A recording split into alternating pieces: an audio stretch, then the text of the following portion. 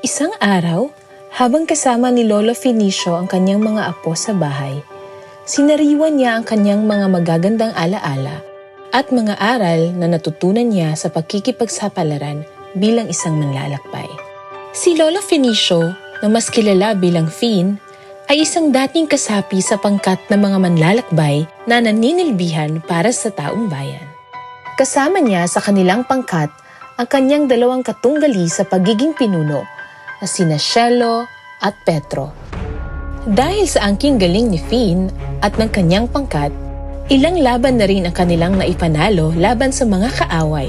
Isa sa mga laban na naipanalo ng kanilang pangkat ay nang mapadpad sila sa kapuluan ng Luzon.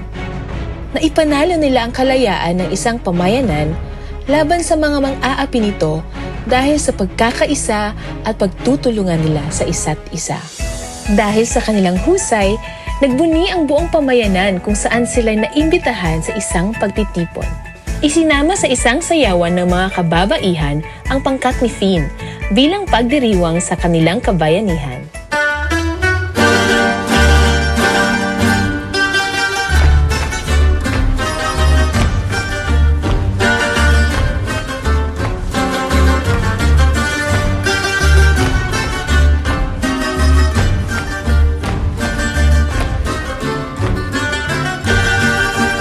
Matapos maikot ang Luzon, ay sa kapuluan naman ng Visayas nagpunta sila Fin.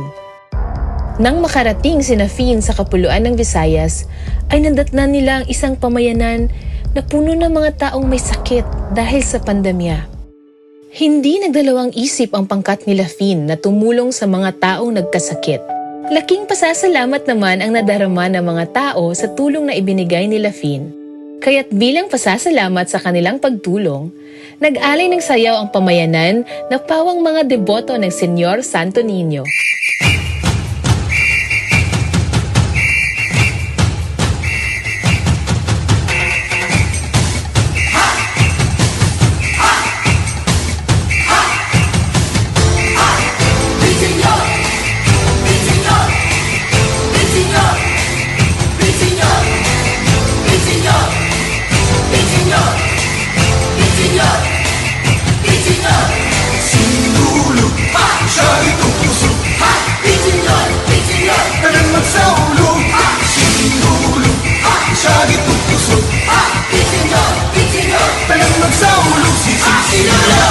Muling naglakbay ang pangkat ni Fin hanggang nakarating sila sa kapuluan ng Mindanao.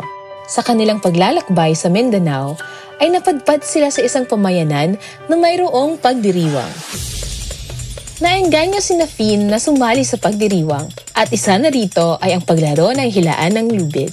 Sa gitna ng laban, unti-unting natatalo ng panig nila Fin ang panig nila Cielo at Petro.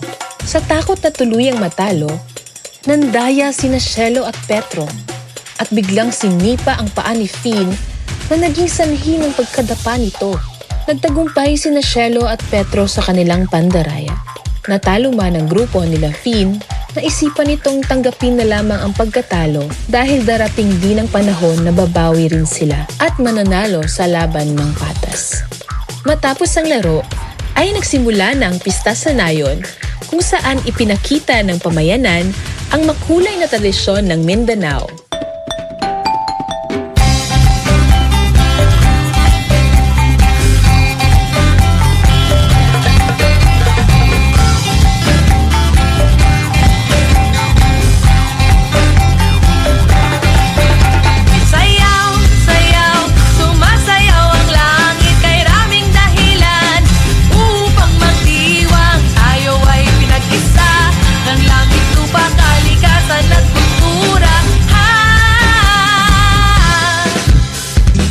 Sa layo ng nailakbay nila Fin mula Luzon hanggang Mindanao, kanilang nasaksihan ang mayayamang kultura ng bawat kapuluan.